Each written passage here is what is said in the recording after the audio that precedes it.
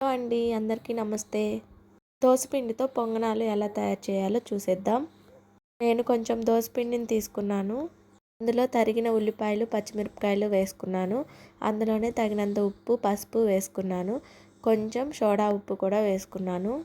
జీలకర్ర, కరివేపాకు కూడా వేసుకోవచ్చు ఉంటే. అది మంచిగా కలిపేసుకొని పక్కన పెట్టేసుకోవాలి.